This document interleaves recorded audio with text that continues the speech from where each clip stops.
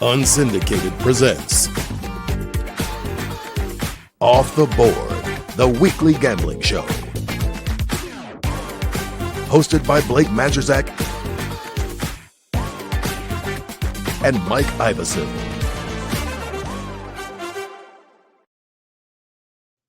Look at us, 4 p.m. on a Wednesday, just talking some picks. What?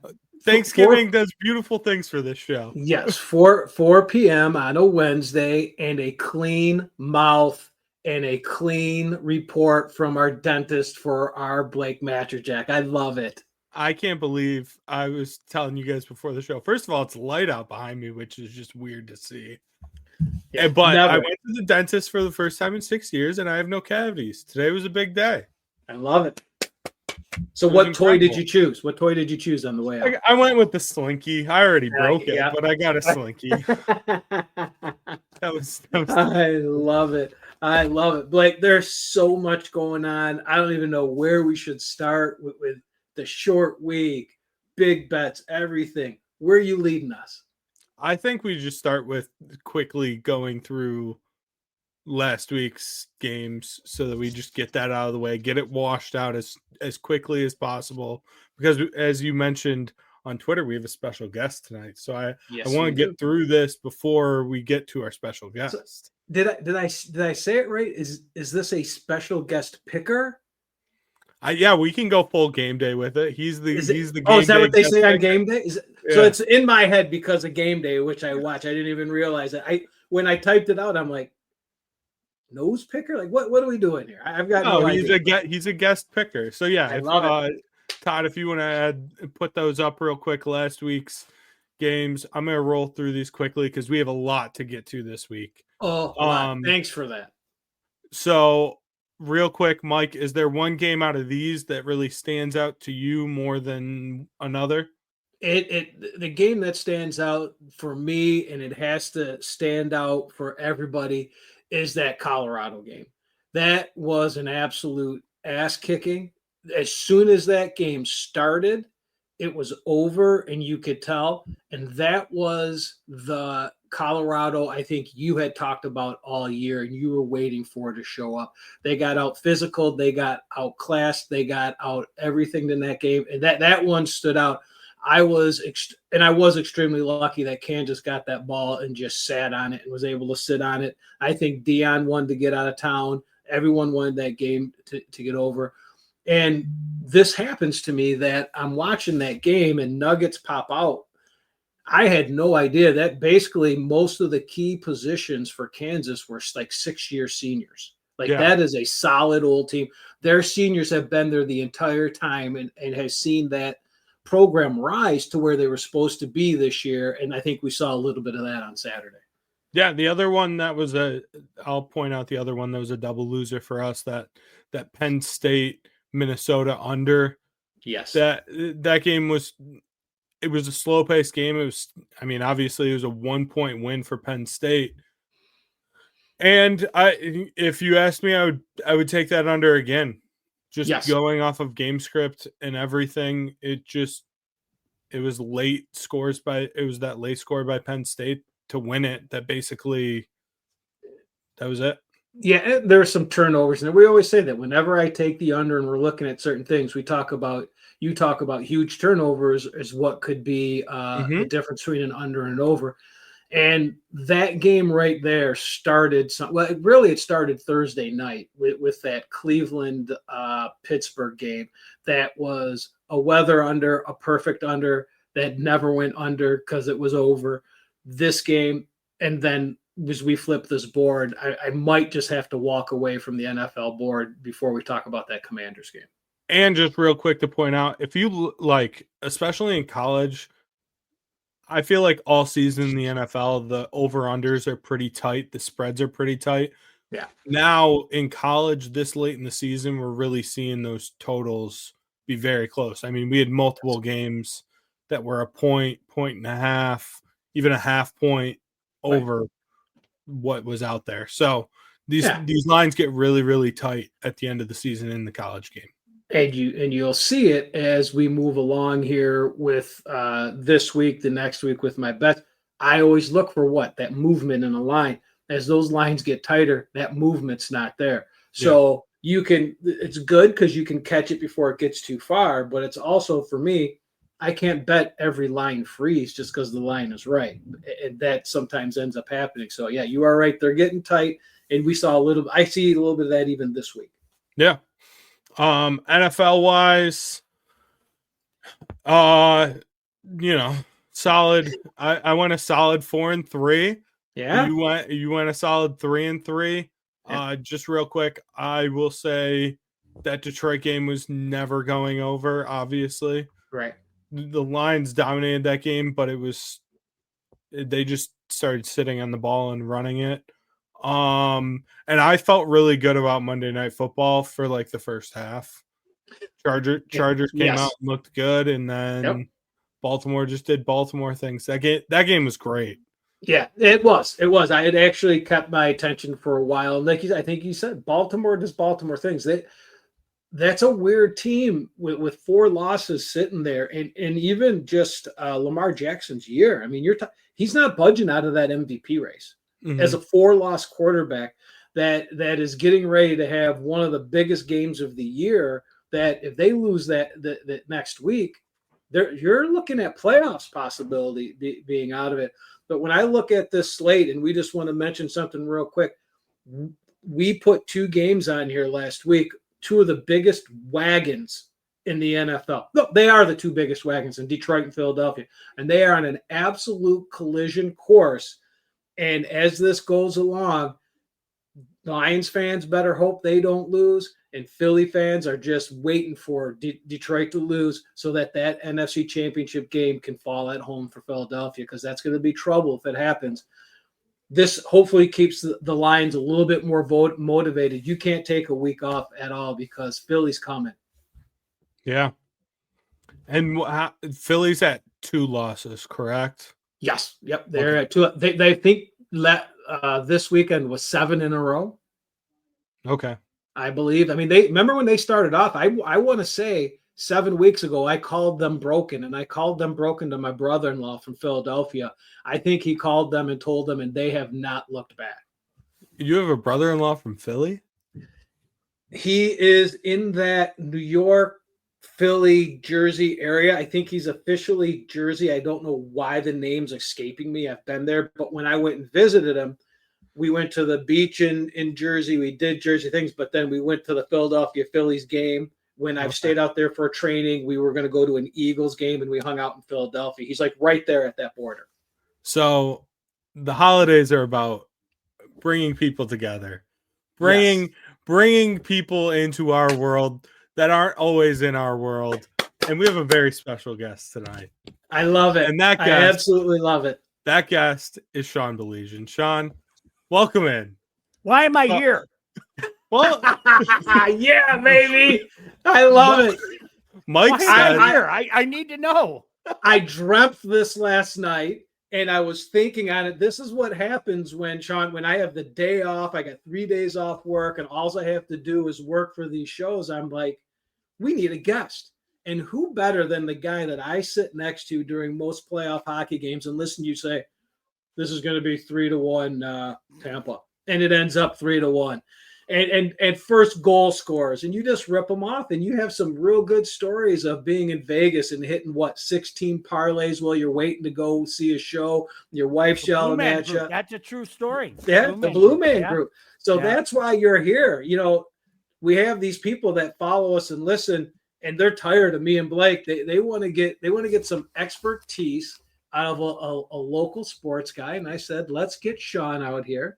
And let's see what he's got. And I hear you have some picks. Let me just start with this. I told you, like, I don't do it anymore. Like seriously, I'm out. I have to police myself. If I had this app on my phone, I know how I am, and you guys know how I am. It would just be absolutely a shit show. Yes.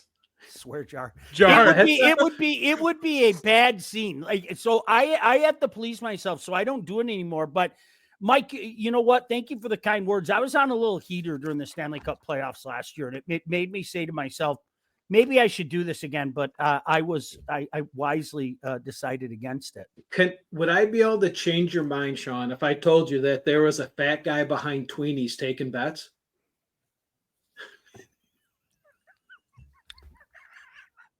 Handing out $100 bills? He may short you. My app's not going to short you. He may short you, but maybe I think I can change your that was that was 33 years ago now. Isn't that funny? Is that great? Maybe one day I'll write a tell-all book or something like that, and like we'll talk about just for old time's sake, by the way, I was negative 2 years old for this story that you know. That's cool. Thanks. That's cool. So, Sean, what are your picks? I'm just excited that you have picks. I am going with the Mike Iavasile special.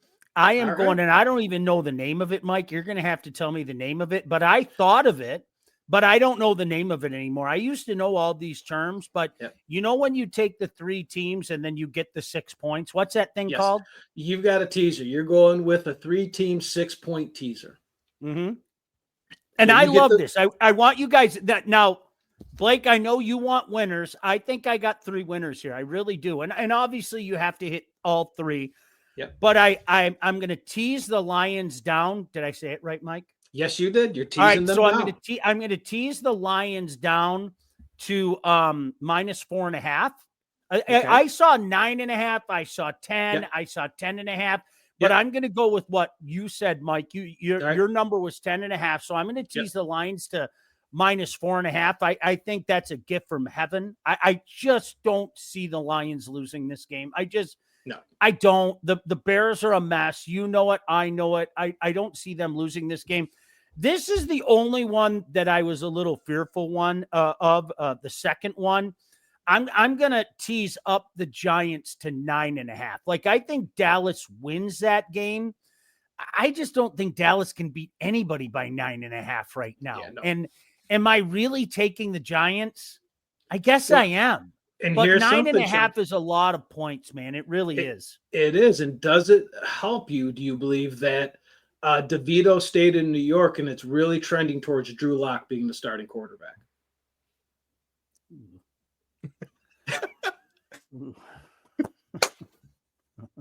Drew nice Lock. chatting with you, boys. Thanks.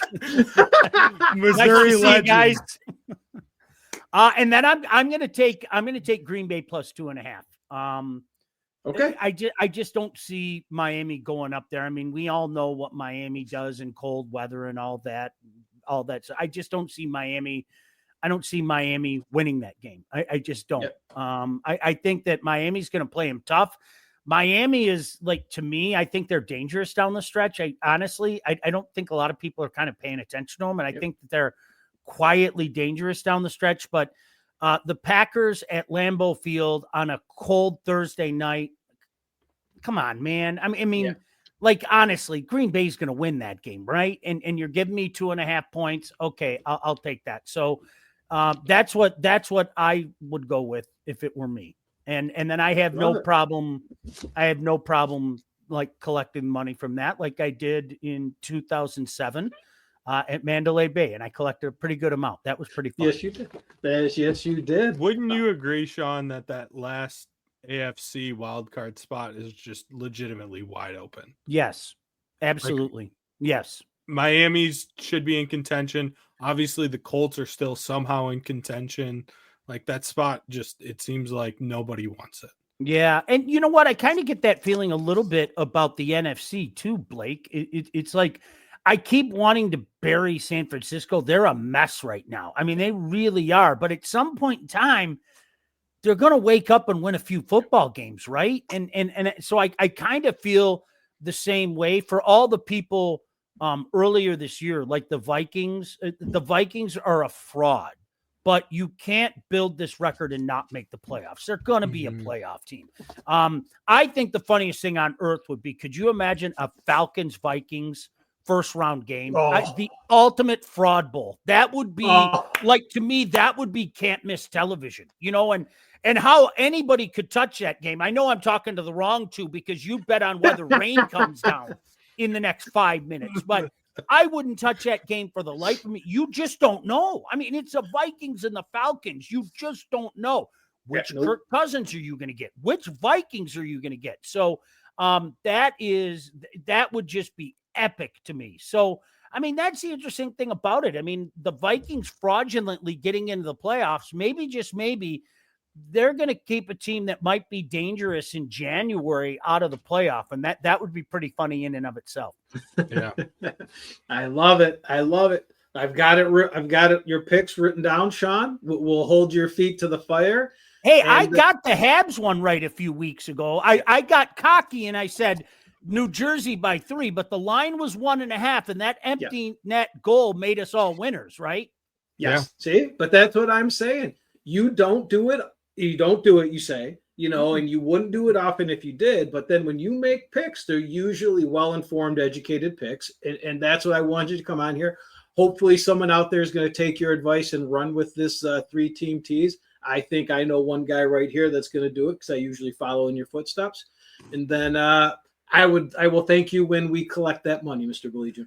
Good. Absolutely. I will see you tonight. We got a hockey game to call. Yep. Blake, you and the family have a wonderful Thanksgiving. You too. Can I go now? Thank you. Yeah. Real quick. Spartans win and cover? No. Okay. Do you want me to lie? No. I'm not going with your heart guy. I saw somebody, Ray said, you guys, Blake, are you betting with your heart or your head, Ohio State versus Michigan? I don't go with their heart. I don't. I mean, that game last Friday was a debacle. It really was. And yes, I want 6-6. And yes, I want a bowl game and all of those things. But I think most importantly, you want to see where the program is at. And I think this is a team that has regressed during the course of the year. There are a couple games that woulda, coulda, shoulda, as we know. I think, obviously the game out in Chestnut Hill, I think the game in Ann Arbor, you could qualify as a woulda, coulda, shoulda. I think they're regressing. I don't like it at all. Gosh, I hope I'm wrong, but I don't like it at all. That's tough. Yeah. All right. Can I go? Yeah. Have a great Thanksgiving. All right. See you tonight, Mike. See you shortly, bud. Yep. God bless you guys. Bye-bye. Bye. That was awesome. It's comes like in like a wrecking ball and just gets on out. It's like when you're having a sleepover with your buddies and you're trying to be quiet down in the basement playing video games, and Dad comes in. He came in and he laid it down. He laid down a bet that 100% makes sense. Yeah. Right. Do you want to show our records real quick? Yours is good. Mine's not. Where am I at now? You're right at 500. Right at 500. Yep, I gave it all back. I was 2 games ahead, and I gave it back. And with the amount of picks, so what do we have? Like 17 picks this week? Yeah. There's a lot. There's 5 Sunday NFL, 4 Thanksgiving, Black Friday NFL, and I think I did 8 college. So 17. Wow, man. Yeah. And I threw a couple doubles in there, so this could go from 500 to 400 real quick. Or it could go to 550, and then you're breaking even money wise and everything. Yeah, there wasn't anything I was doing that made me feel good about myself, so that's usually a good sign. Yeah. All right. Todd, I didn't ask you this, but we did the Thursday night games first, right? That's all right. So we'll start with those. Thanksgiving football, nothing better. What's more American? Nothing. That's what. The Star Spangled Banner. God. Oh yeah, because we're betting pie, the under in Army Navy, which will be in 2 weeks. That's very American. And then Thanksgiving football. Yes. So we'll start with I think the best game, the second best game probably of the Thanksgiving slate, but everyone around here is going to be watching it, obviously. Yes. Whoa, new graphics, Todd. That looked sick. Can you do that? Can you play it again? Can you go back? Yes, look at that. Oh, wow. Awesome. I'm loving it. This is what happens when I give Todd a little extra time, I think. I like it. All right, Chicago at Detroit. Detroit is favored by 10.5. Over under here is 48.5. And I am gonna take the Bears plus the 10.5. Okay. And I'm also going to take the over. I do think the Lions win. I think they break the streak on Thanksgiving. But, and I'm sure that there's stats to back me up on this, and I should have asked you this before the show, but divisional double-digit spreads, I feel like are not, they're not a winning formula. No, not take not the at dog. All. Yes. And this is what I would say to that is you give me a divisional game other than the 2 games that we actually have on this slate today, Thanksgiving Day, I would be taking those points. If the numbers point me in that direction, I would never lay them. But this is a different day, and this is a different reason. I don't need any numbers because the Lions are a wagon, and they're real good at football, as you would say, Blake. Yes. This team remembers their mistakes, and they always seem to avenge and get better upon them. Last year was this team's year, if you remember. They were coming in. They were going to win on Thanksgiving finally, right? Lowly Green Bay was coming in. Maybe they took them a little bit light. Who knows? But they ended up losing that game outright, lost a lot of people a lot of money. They remember these things. They want to make this up for the fans, and they have been doing that a lot this year, and that's where I'm going with this. Again, I don't need any numbers. The Lions are avenging last year's mistake. Give me the Lions minus 10.5. Okay, can I ask you a question as you are a Lions fan, right? Yes. Do you want them to lose a game at some point before the playoffs? Because I think you should. So if this was last year, I would say yes, but this is the second year in the making because you may have heard me say it before. You have to lose before you can win. You've got to have all that experience and all those. Last year was that time, and that's it. They are avenging almost every mistake they made the year before. So I would say no, and they can't. And literally, Blake, they can't because Philadelphia is breathing down their throat for that number 1 seed, and if they have to go to Philly for a playoff game, they're in trouble. Oh, I agree, but I just think it's like you almost don't want to be that hot going into the playoffs. 100%. I normally would 100% agree with you on that. However, this actually got brought up to me at work yesterday, and I said, and you know my evil dreams that I have these evil dreams about betting, and the one is I almost want the Lions to go to Philadelphia. Let's lose a couple of games. Let's go to Philadelphia, and let's be underdogs. And let's take it to them. Because you remember, they're going to avenge everything. Every Detroit Lions fan remembers the Lions in Philadelphia in the playoffs and what it did to us. I remember where I was watching that game and every ounce of hurt that went into me. Let them avenge that loss. That's my evil plan. I don't want it because I want to win at home and have all the season ticket holders be happy. Yeah, and I don't want Jared Goff outside. I think he's MVP inside, personally. All right, so on to look at that. Look at that. The dog is here. They hear Blake take the dog Chicago. Next game. This is the nap game. Just so we're all clear, we are all going to be taking a nap after our turkey dinner during. So you game. take this a nap. Oh yeah. This is when my dinner is scheduled. So the Lions game ends. As the Lions game ends, I go outside and I take everything off and I start letting my turkey rest. So this will be my eating game. So this is a 4:30 kick. I believe we're eating at 4. Yep. So I will nap during the second half of this game. That's the plan. That's the game plan. Probably, though, I do believe this game got a little bit better with the news of Danny DeVito staying home. I don't know. I think this game's horrible.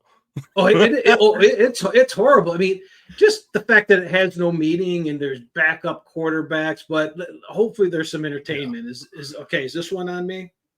Yeah, it's all you. All right. As you and Todd know, I started taking the under in this one at 37.5. And when we talk about our bets in our account, it's one I still have circled.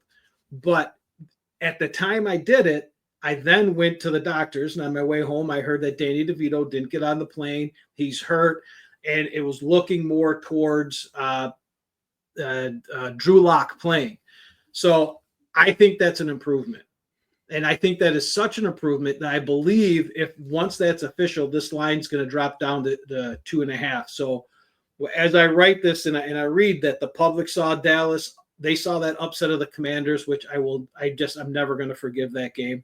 How that game is 12-10 with 5 minutes to go and ends up at 61, we'll never know. But that's another thing. The public saw that Dallas win, and they saw the Giants quit on their team, quit on the locker room, and I believe that locker room quit once they knew DeVito was starting, from what I'm hearing. So I'm hoping that this juices them up. So there's 88% of the bets. They're all hammering. They're running to hammer Dallas. This is going to be an easy home cover. However, the number of bets on the line dropped from 4 to 3.5, and I believe it's going to drop even more. Give me the Giants plus 3.5. I'll eat those words. I'm on the other side. Yeah, I'm on Dallas. I don't doubt. I can't blame you because, like I said, I'm going to eat these words if DeVito shows up right before dinner and plays in this game. I don't think it matters. I think the Giants have just quit. They're so pissed off about the Daniel Jones thing. It doesn't matter who the quarterback is. That team looked dead last week. They did. Baker was running down the field making blocks. Did he look good? So did you hear something about it being the Daniel Jones, or because that would be different than what I was hearing, that it was the fact that they did not give it to Drew Lock and the team wanted Drew Lock even before they got rid of Daniel Jones? That wouldn't shock me either. So that's that little bump I'm thinking with, hey, DeVito might be hurt, but Dable's no dummy. He knows this is going to be on national TV. He needs to put a showing on for his next boss. I also think that Cooper Rush last week did not play horrible. No, he hasn't played. He never does. He's just so average. Fire up chips, Cooper Rush. Yeah. But my boy Mike Lombardi called it Cooper Rush the worst arm he's ever seen in football. He says he knows high school players that have a better arm than Cooper Rush. Can I dangle a prop in front of you?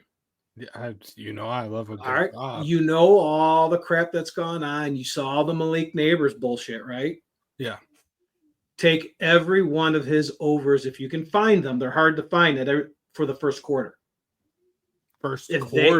If they do not come out and he doesn't have 5 catches for 65 yards in the first quarter, I'd be shocked. That might be an exaggeration, but they're going to come out. The first 3 plays should be run to Neighbors. Yeah, that's true. He's got some old school diva in him. I like that. Oh, he's got a lot of TO in him. And that's before it was his quarterback. Yeah. All right. On to the night game. Miami at Green Bay. Green Bay is favored by 3.5. Over under here is 47.5. I will get us started on this one. I don't know if you saw this stat. The weather that's supposed to be in this game, how cold it's supposed to be in Green Bay. And get colder as it goes, too. Yes. Tua is 0-5 yep. in this type of weather and 1-4 against the spread in this type of weather. Yep. The Dolphins do not like the cold. That's just a fact. Yep. So with all that being said, I am taking the pack minus the 3.5, and I'm also going to take the over. Okay, so I need Thanksgiving night points. I need that in my life. And we need to be sitting there knowing that I'm going to be probably just the opposite because of the things you kind of said. When you look at the public, I always kind of I go through their eyes. And again, I always have to state this. I'm not making fun of anybody or putting anybody down from what they see. This is kind of how I would bet too. If I didn't change my ways to the numbers, is I go with what I see. The public knows that Green Bay's won 6 of their last 7 games, easily handling the 49ers last week. And everyone knows what you just said. Tua and the Dolphins hate the cold. It's going to be around 20 degrees at game time, and it's just going to get colder. However, despite 58% of those bets on Green Bay, this line opened at 3.5, and it hasn't budged. That's because there's some sharp liability there. There is a line freeze at 3.5. So I'm taking the Dolphins at 3.5. And just like what you and Sean are talking about, they know they're still there for the playoffs, right? They've got something to play for. Not that Green Bay doesn't, but I think this is a team that's coming together after some injuries. Now, I'm also going to be on the under here. For 5 of the last 6 weeks, the Dolphins have gone over this number and they're clicking. Green Bay scored 38 points by themselves last week. The public thinks that this is going to be an easy over. 71% of the bets are with you, Blake, and the majority of the money is with you. However, another sharp line freeze. This line hasn't budged off 47.5. The pros are on it. The books are on it. Give me the under in Miami. I could totally see it being a field goal game. Don't get me wrong. I really could. It's just, I can't bet on Tuing the cold. Well, I understand. And then when we look at that line, and then we say, what do we say all the time? The unders, overs, everything can switch on turnovers. Jordan Love, book this one. Also, go into your props, but he's going to throw an interception. At some point, he's going to throw an interception. Here it is. Is he going to throw an interception at the 40? Or is he going to throw one that's from his end zone that's going to end up being a pick six, something stupid? So that could also influence this game a little bit in the cold. I like the way Miami's going. I'm going to get told again, and we're going to watch it, and they're going to get frozen out and look awful. It's just our vision of them in the cold is that the recency bias of that Kansas City game last year, which was ridiculous. That was one of the easier bets I've ever made.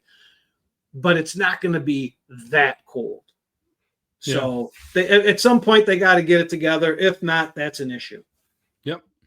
All right. And last but not least, for our Thanksgiving, this is a Black Friday game, but I wanted to include it in this and kind of keep it separate from the other NFL picks. Yeah. The Raiders are going to Kansas City. Kansas City is favored by 12. Over under here of 42.5.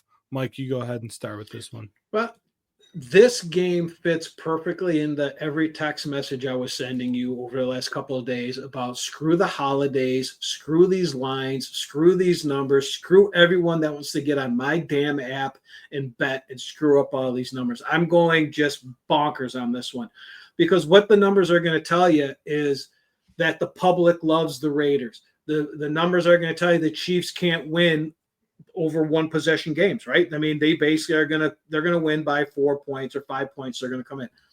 No. Just like the Lions, the Chiefs remember. The Chiefs remember the Grinch Raider who came in and stole Christmas last year and went in and won that game. This is going to be a revenge game. They remember that. They remember a lot of trash talking and crap that went on during that game. The Chiefs are coming to ruin Antonio Pierce and the Raiders Thanksgiving, and they're going to shove it right up their hoops. Give me the Chiefs minus 12. And I'm going to tell you what, Blake, you know who agrees with me? The pros.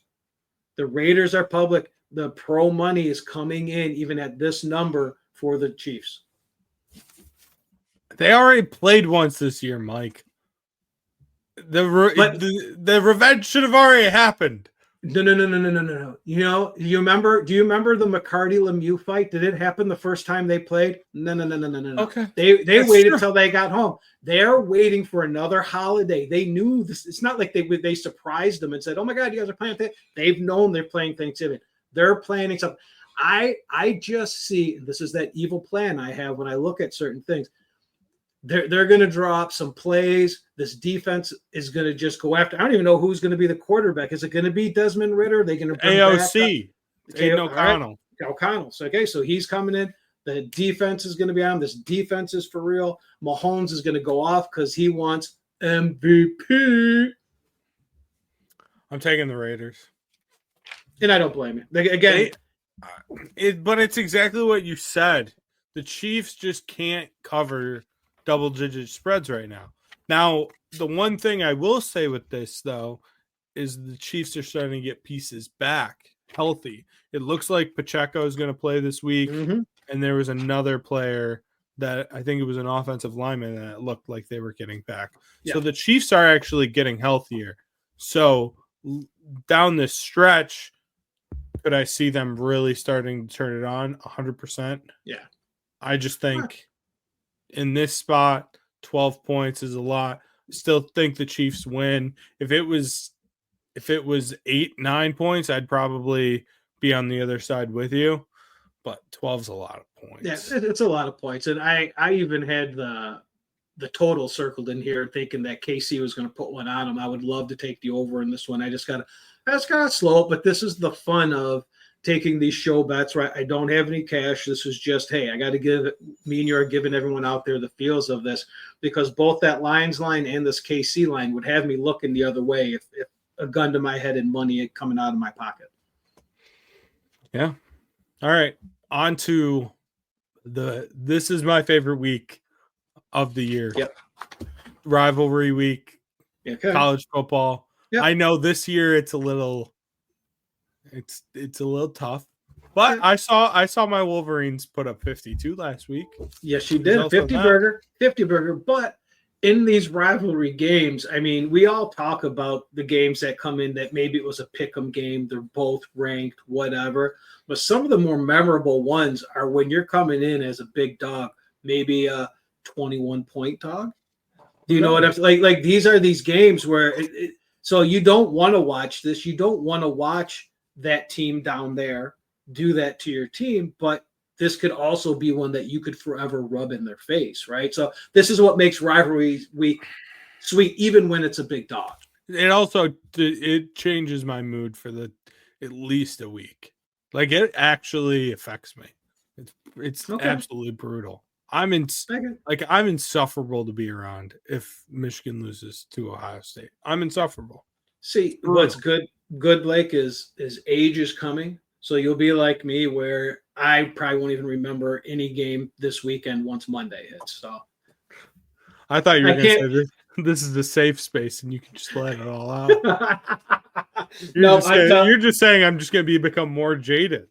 Oh yeah, absolutely. It'll happen. But then you'll forget about it. You'll be Monday will come around and you'll be like, oh wait, it's a whole new week. What's going on now? And we'll forget. We'll be good. Good times are coming. All right, let's do this. Let's do it. First game is the game. Yeah, I just want this to be very clear.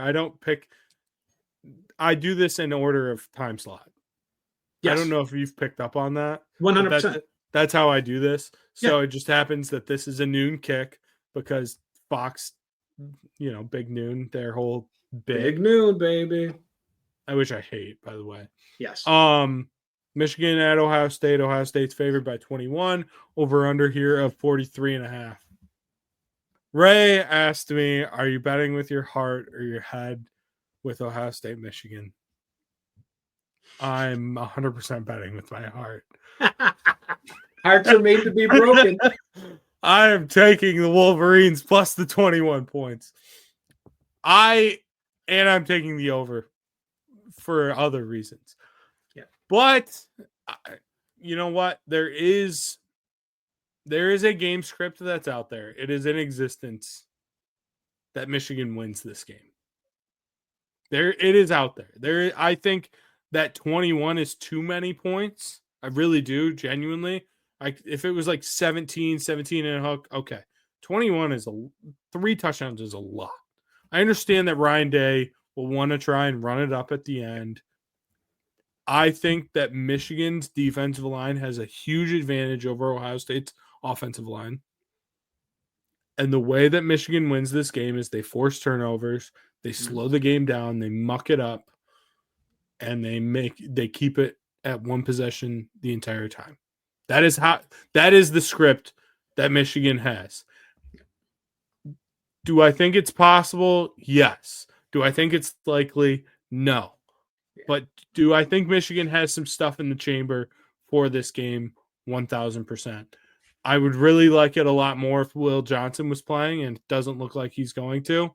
He's not. So, but it does look like Loveland's playing from what I've read. Yeah. So you are right. There is a pathway. There is a pathway for everything that you said to happen. However, that path took a turn with Will Johnson not playing. That path takes a turn as soon as the Michigan offense steps onto the field too. Hey, 50 burger last week.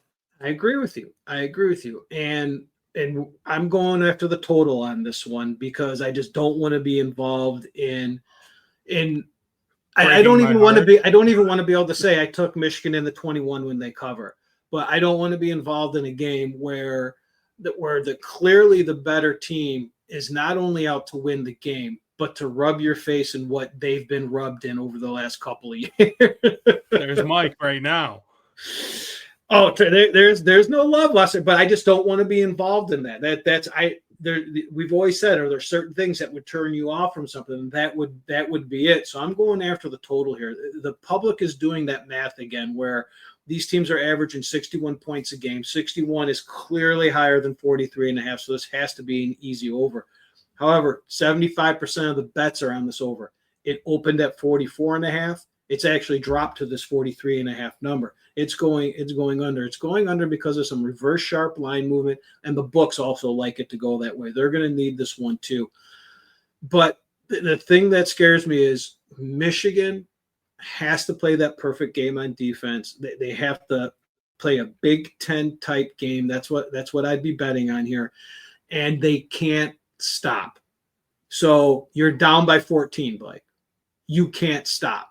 Because as soon as that defense stops, this is going to be 45-20. It's going to go over on its own. So again, this is another one I don't necessarily like. It's my vision of what I see this game. This is my pathway for them at least covering the 21 points. This game has to be under for them to cover that 21 points. Because I do believe that they'll get a little bit, they'll score a couple of points here, but the Michigan defense has to do it. I don't like it that he's not playing, but that's my vision for this game. I was just going to answer Jerry's question real quick. When's the last time a coach favored by 3 touchdowns was coaching for his job? Well, Jerry, his job is to coach. So he's always coaching for his job because his job is to coach. That's just a factual statement. And I think Ryan Day's fine, honestly. Like, they're crazy. I don't think that they lost this game. I still don't think they'd fire him. I really don't. They don't have I'm going to be very real. They don't have the money like Michigan does. They have money, but they don't have the second richest person in the world money. So I just see it possibly. We can't even say anything till this game is over because this is just a stepping stone. Winning or losing this game is just one step in one of those two directions. Because win or lose, if I'm stand corrected, Blake, if they lose, are they out of the Big Ten championship? Penn State would go.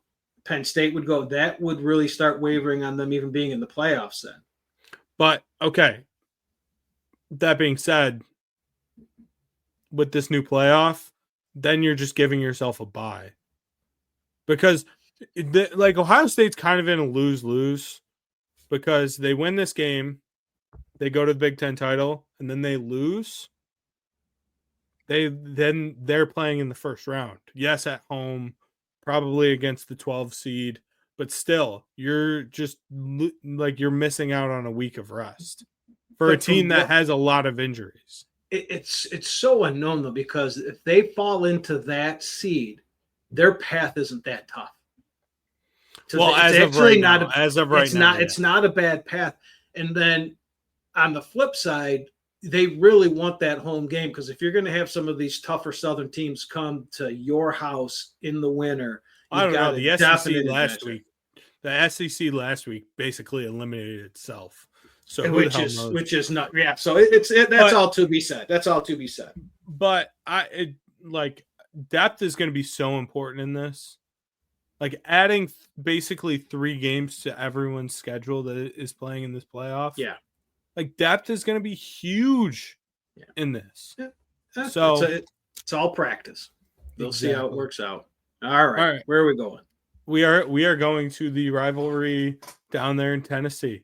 Tennessee at Vandy. They are playing in Nashville. I can't remember the name of this game for the life of me, but rivalry in Tennessee.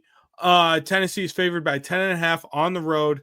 The over-under here is 48.5. You go ahead and start us out on this one, Mike. Absolutely. So every so often in a game like this, the public falls in love with a dog. This dog they're falling in love with is Vandy. So what we call them, they're that trendy dog. Now, a trendy dog's one thing. Maybe they cover a lot. Maybe they win. But when that trendy dog beats the big, bad Alabama, the public just loves it. They'll never forget this. They're going to be a trendy dog the rest of the year, right? Look, the books are even agreeing with this trendy dog, Blake, because they dropped this line from the opening of 11.5 to 10.5. So again, this is another one of these great games that you gave us, and I love doing this. This is like a tough math problem for me, all these games that you gave me this week.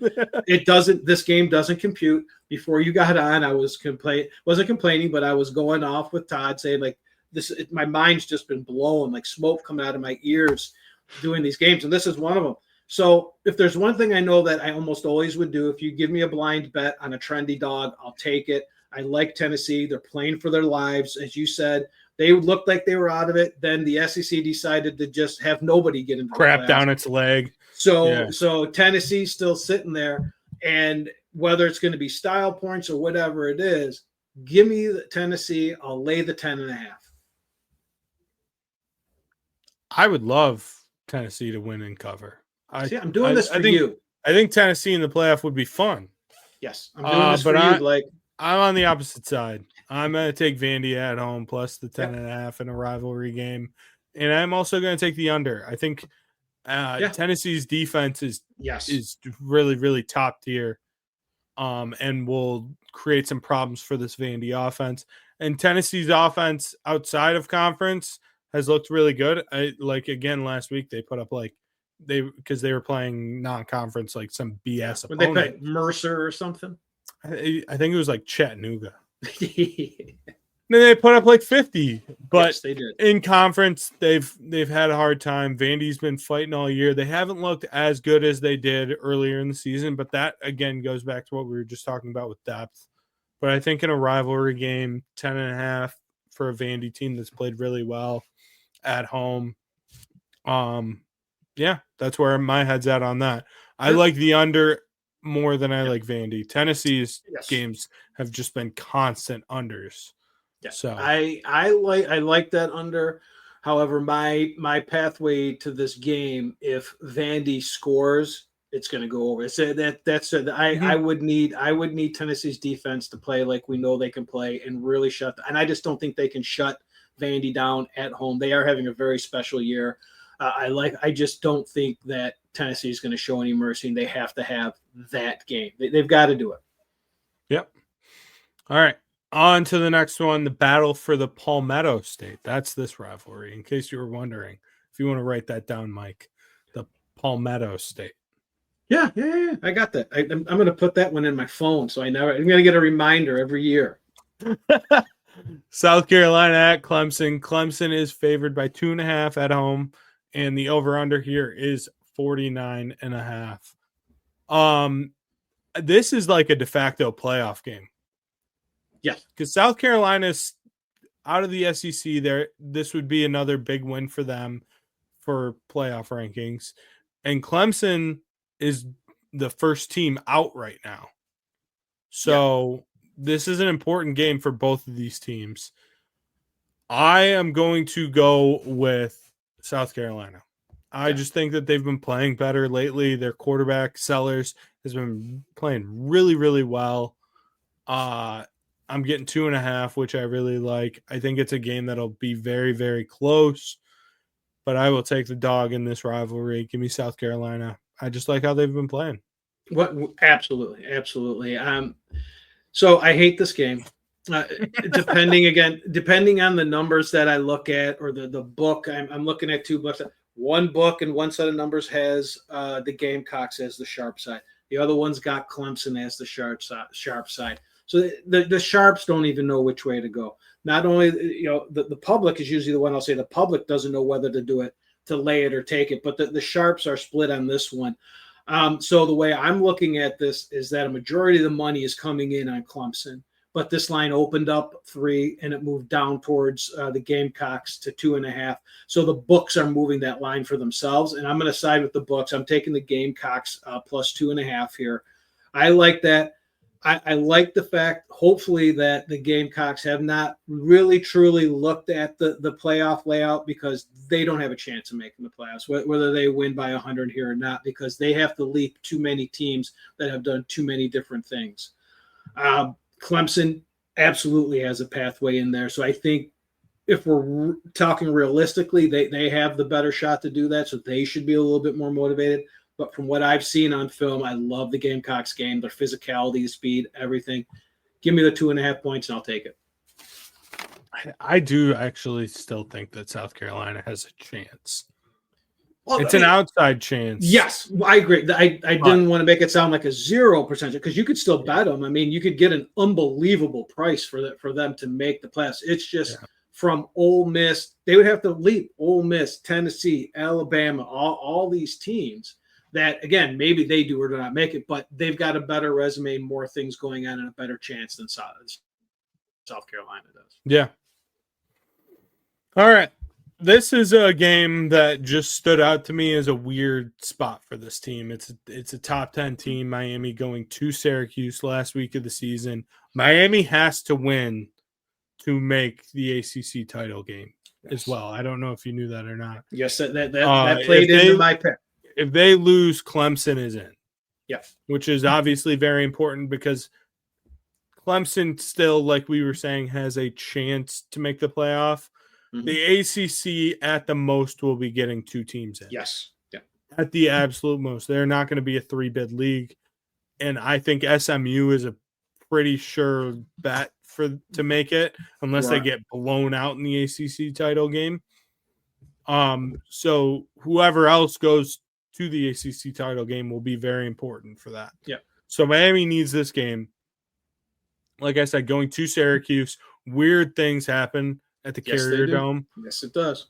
So this is a very tough spot for Miami. They're favored by 10.5. Over under here is 67.5.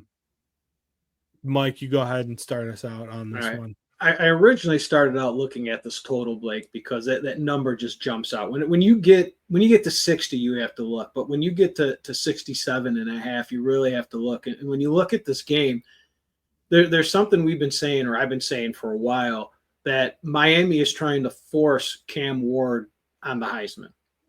So there's a possibility if things don't go Carrier Dome that Miami puts up 67 points. Like they literally are that good offensively. And here's that one word: they're that good offensively and that bad defensively that this could be an easy one. But I skipped out of there because this is another game. This is almost the same write-up I had for the Gamecocks that, depending on where I looked, one book has Miami as the sharp side, another one has Syracuse as the sharp side. Everybody is split down the middle and doesn't know what to do, except for, again, the books. The books open this at 9.5, and even though it's going each way, they moved it up to 10.5. They moved it through that key number of 10 to 10.5.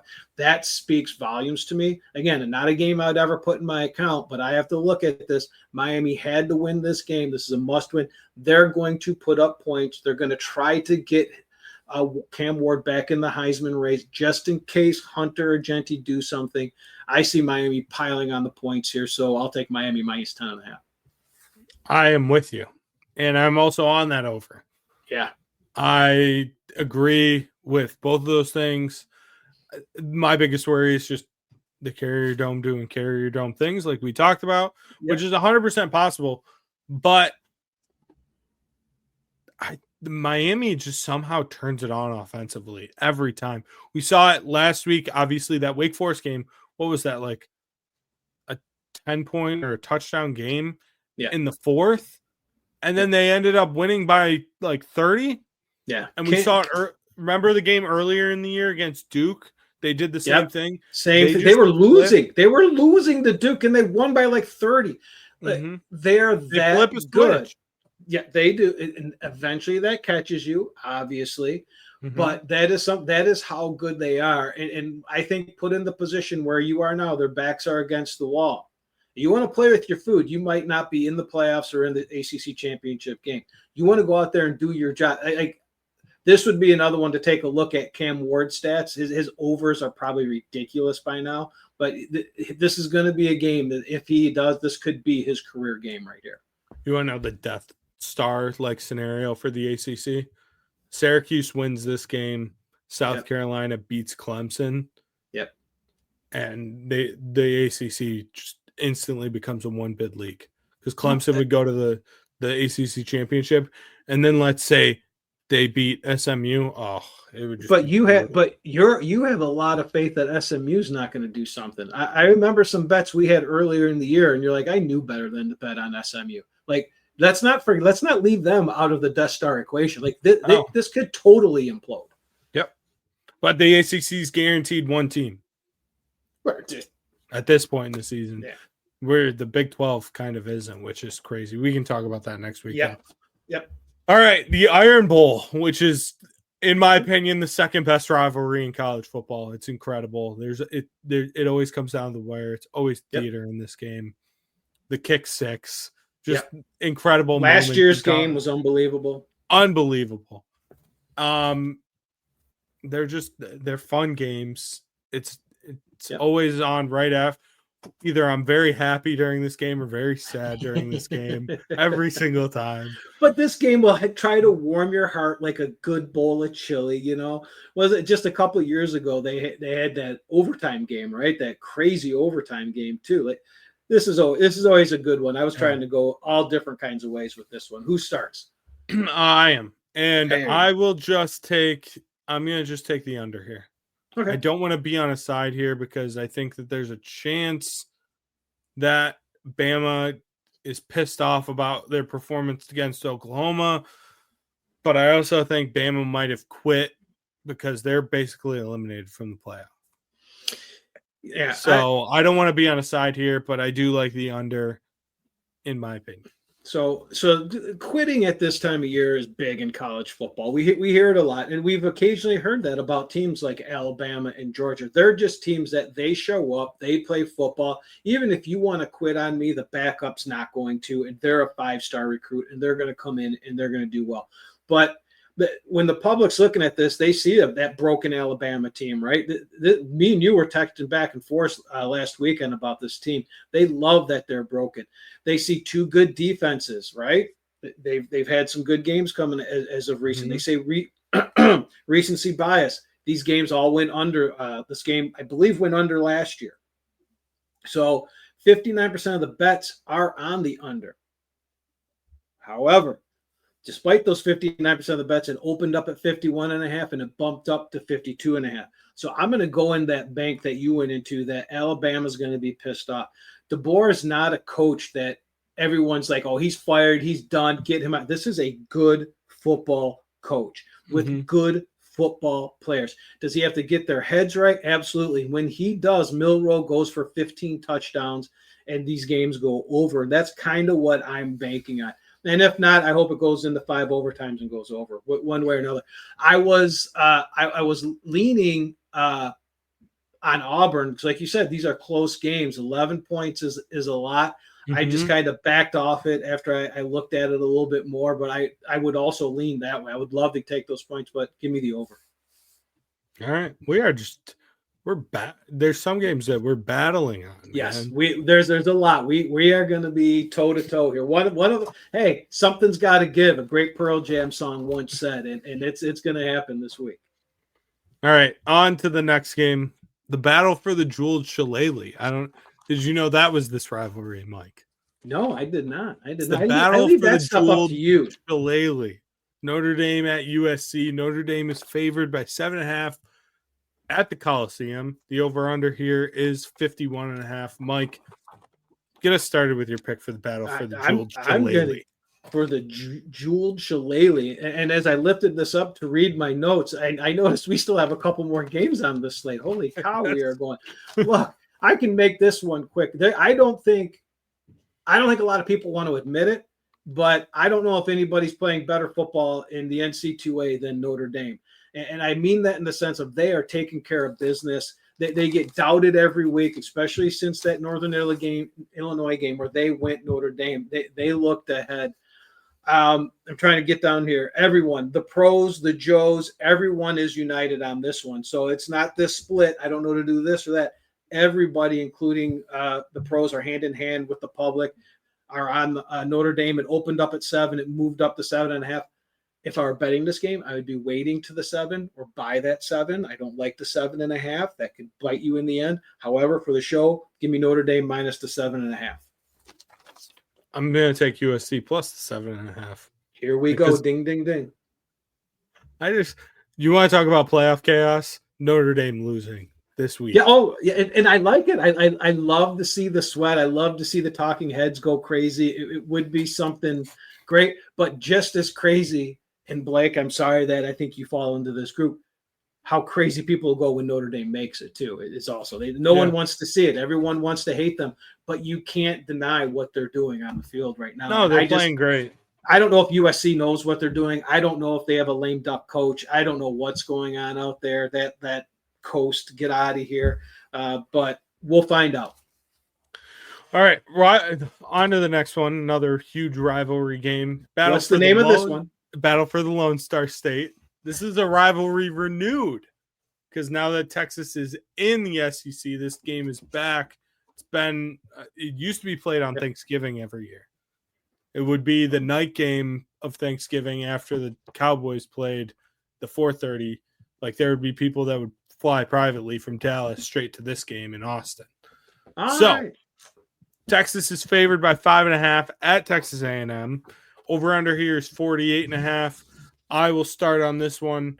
I am just going to lay it with Texas. Give me the Longhorns minus the 5.5. Texas needs this win because everyone's kind of doubting their wins. Their schedule does not look great going into the playoff, but they only have one loss. They could use this really big win. I mean, legitimately, Texas's best win right now is Vanderbilt or Michigan, whichever one you pick. Like it's one that when people start talking about it, if they don't win the SEC, a lot of people really think they should not be in the playoff. They don't have the resume to. Now I think that they're a lock because of what happened last weekend. But just like the Gamecocks have to jump, so many people would have to jump them. But here's the thing: I like your pick, Blake, but every way I bet really is leaning towards Texas A&M and watching that line drop towards Texas A&M. I don't get it. I think that gives you a lot more value if you like that Texas bet. So when I'm looking at this, I skipped past that. I went to the total, and the public knows these teams score 68 points a game. That is not only better than 48, it's a lot better than 48.5. And I think Texas has gone over this in 5 of the last 6 weeks. Texas themselves averages almost 37 points a game. They're thinking easy over. 89% of the bets have come in on the over. However, this line hasn't moved from 48.5. This is a sharp line freeze because of the liability that is there, with only 11% of the bets, but 57% of the money on this under right here. I'm thinking it's going to be an old school defensive football game. Me and you have texted on Saturdays about how good Texas's defense looks. They could shut this team down if anybody, and I'm going to need that for it to go under 48.5. I would lean that way too. Yeah, I would. Texas's defense is if there was one unit in this game that I have 100% faith in, it's Texas's defense. Oh yeah. Last but not least, last game of this slate, Kansas State is at Iowa State. This is a huge game for the Big 12. And I really could only pick one out there. If I had to pick, because did you know there's still 8 teams alive in the Big 12? Yes.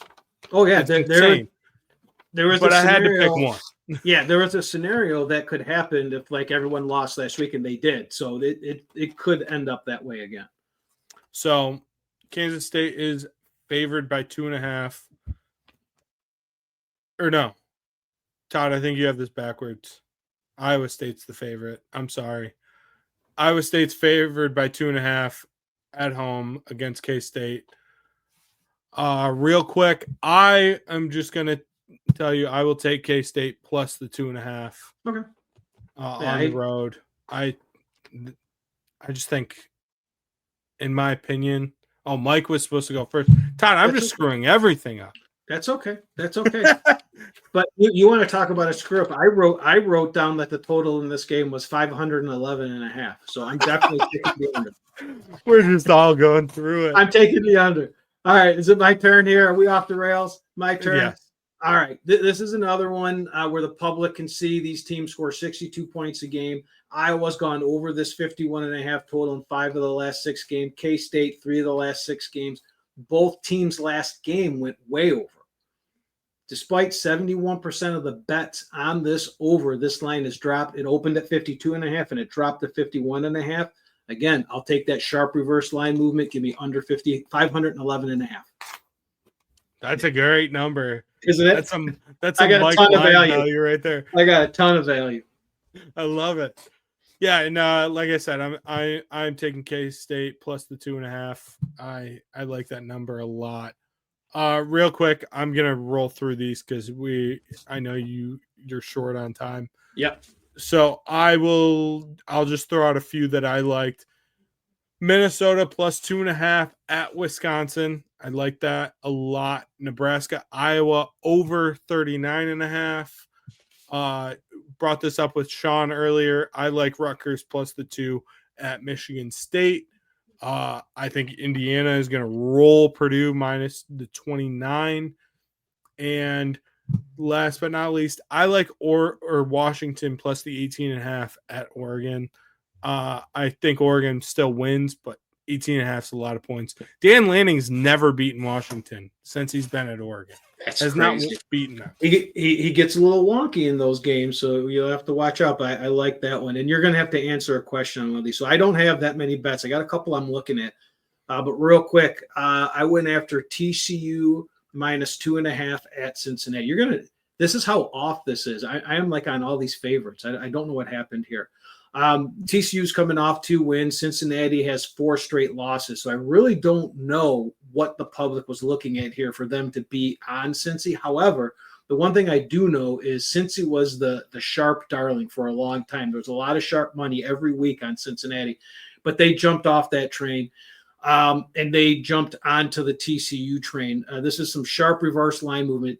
Despite 62% of the bets on Cincy, this line opened at 2. Nope, it opened at 1. That's why I can't say opened at 1 and is moved as high as 3.5.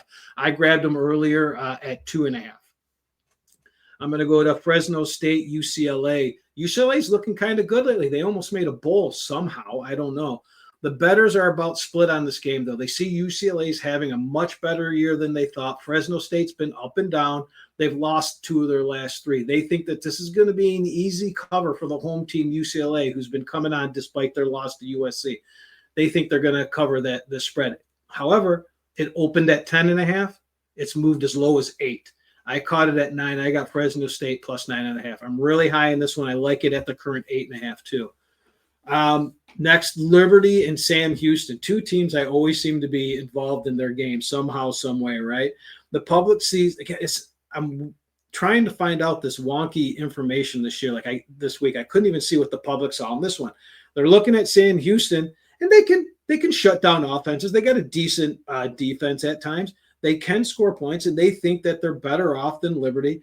And I believe this game's at Sam Houston. They're thinking maybe the wrong team is favored. So they've been kind of laying the wood. A majority of bets and a majority money are on Sam Houston. But this line opened 1 and has moved up as high as 3 in favor of Liberty. I've got Liberty minus 2.5. It's at 3 right now. I'd either buy it down or I'd look for that 2.5 to come back. The last game I have, and not only is this a favorite, but it's a big favorite that you might be shocked at, Blake. I'm going to the Colorado-Oklahoma State game. The public is looking at the Buffaloes, and their run has come to an end. So they jumped off their train. But unfortunately, you know what? They jumped off that train, rightfully so, after it got derailed there in Kansas.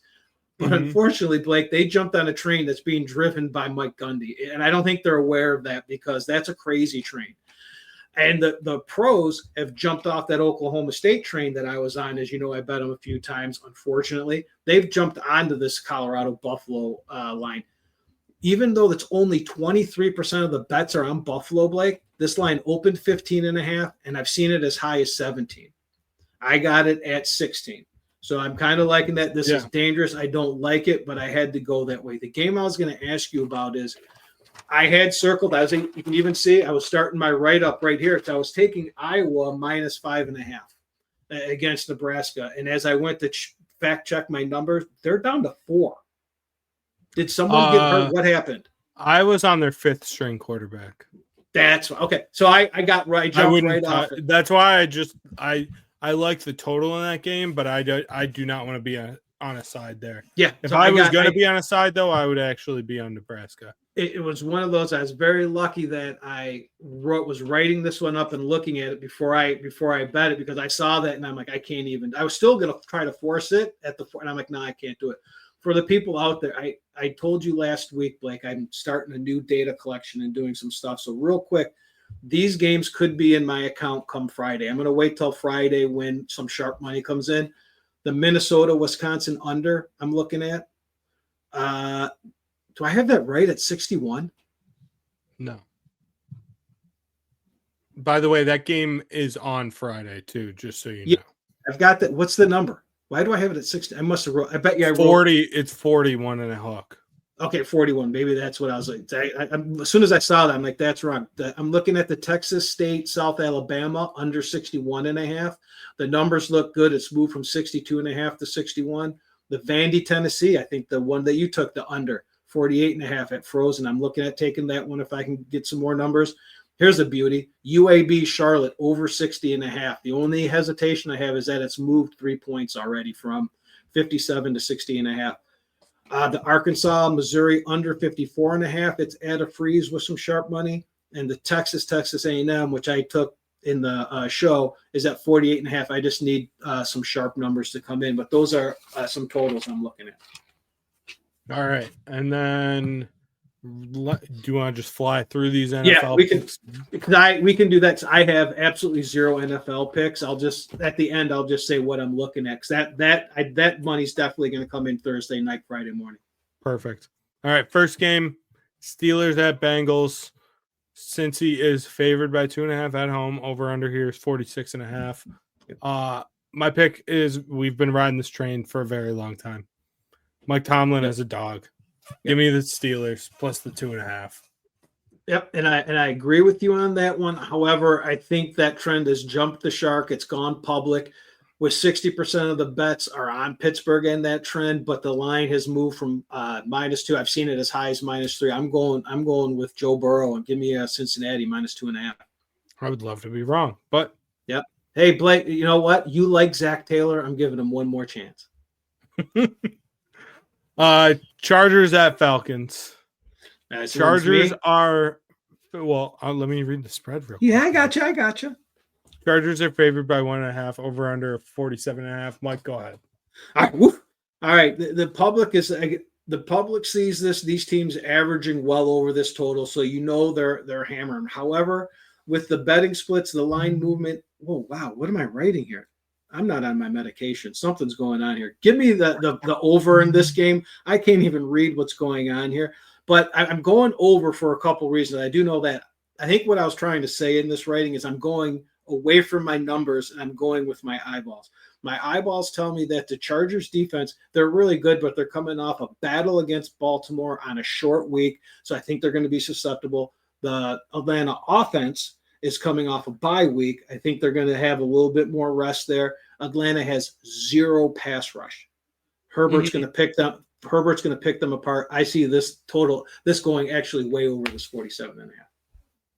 I am on Chargers minus the 1.5. I just in Jim Harbaugh I trust. Yeah, and that's a good number. I've seen it as high as 2.5. Eagles at Ravens. Ravens are favored by 3. The over-under here is 50.5.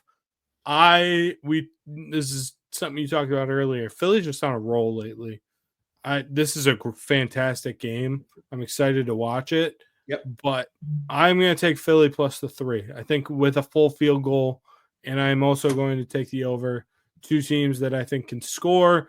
Lamar can do some things to this Philly defense. I still don't fully believe in their pass defense, especially if oh my gosh, what's his name? Slay. If Slay is out too, that will be a big impact.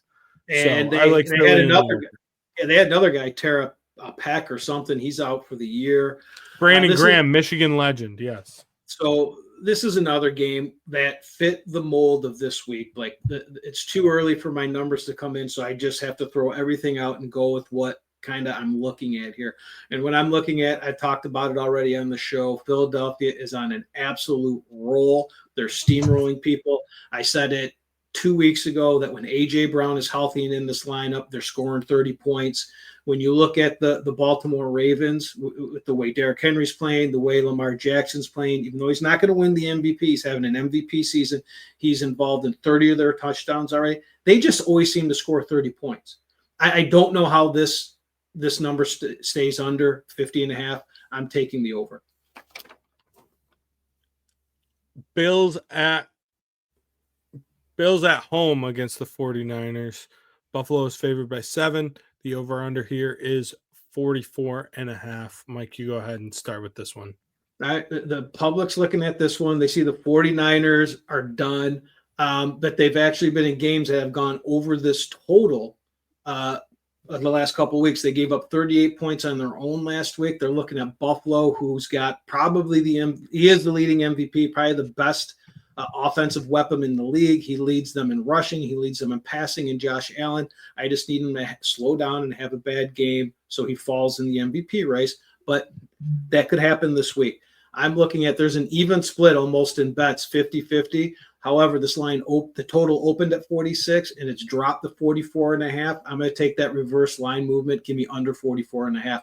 And that's also based a little bit on I don't know who's playing quarterback here, so this was a tough one to take a look at because I would have loved the 49ers in those points. However, if Purdy is going to play, they've already said he's got a weak arm. It's not so. I find it hard to believe they would put him in with a weak arm in this game. So that tells us some backups are going to play. Whoever they choose is not going to be enough, and I think Buffalo's defense can just shut him down. I think this number's baked into him not playing. It very well could be. If I'm being honest, yeah, and that's good. No, go ahead. Sorry. I was gonna say they have to. They have to. With him out last week, they had to have set this line early with he's not playing. And everything Shanahan's saying is telling me he's not playing. It's just that wonky NFL. He ends up playing and throws 5 touchdowns.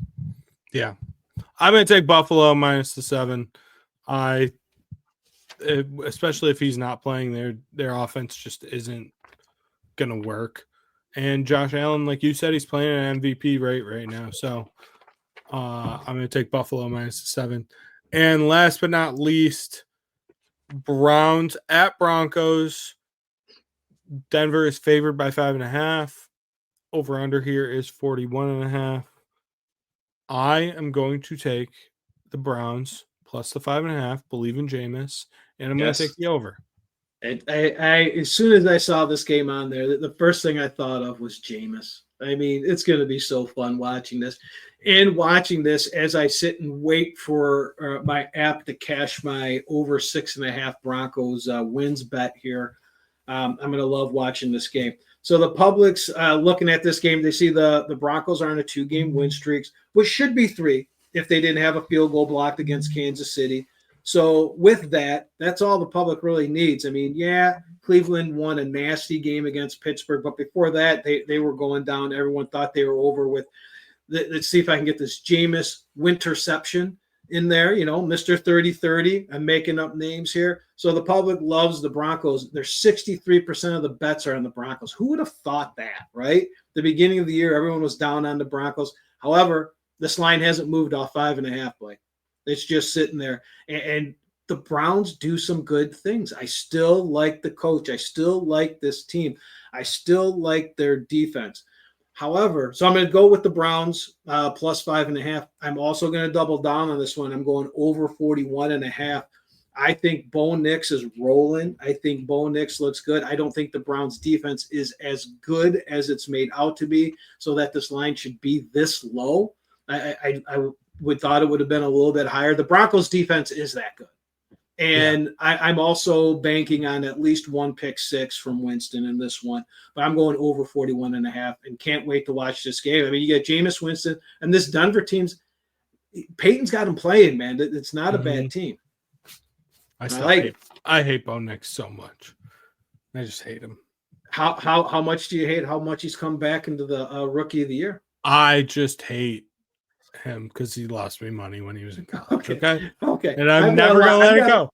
We're gonna have a long time to talk about your hate there. So if we can't even go over our bets that we have in our account, because look at that sheet. I have 3. I have 3 other games that I like. Texans -4.5 at Jags, Saints +3 at home against the Rams, and Bucks favored by 6 at the Panthers.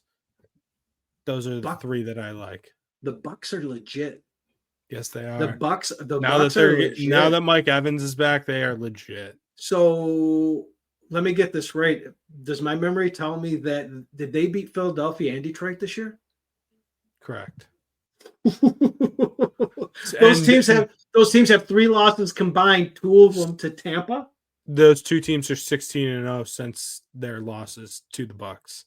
The Bucks might be the 3rd best team in the NFC, honestly. They might be. So all right, I don't have anything in my account. I'm waiting for the Friday money to come in. But what I'm looking at and what I'll probably have in my account is Billy Blue Jeans +5.5 against the Commanders. That line has been frozen at 5.5 and hasn't moved. The Cardinals getting 3.5 at Minnesota. That line's actually dropped from 4 to 3.5. I've got the Bengals on the show, and I'm just waiting for some money to come in to make sure I want to take that in my account. I would take that off the 3, as I said, down to 2.5 though.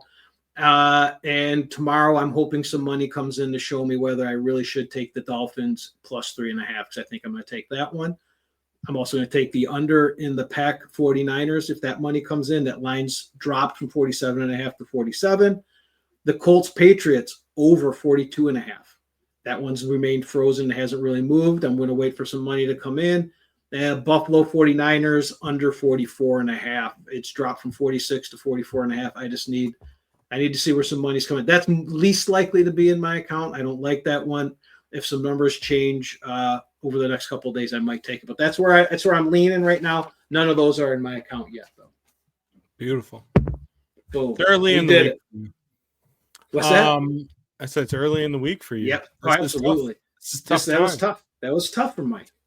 All right. Well, we're out of here. Yep, have a happy Thanksgiving to you first of all, and your family. Thank you. You too. You got. Are both your kids home? Just your daughter? Just one. Just Olivia is here, as you saw. The grand dog is home. Nellie's home for Thanksgiving. Sebi will be having Thanksgiving with another American and his billet family tomorrow. They're going to make him a traditional dinner for him. What a great thing, right? Yeah. So he'll be doing that. And we'll see him on Saturday in Stuffle. Nice. Well, have fun. Safe travels. Absolutely. Thank you. Everyone watching, listening, Todd, more than anyone, actually, Todd, have a happy Thanksgiving. Yes. Thank you for all you do. And we'll see you next week, probably Friday next week.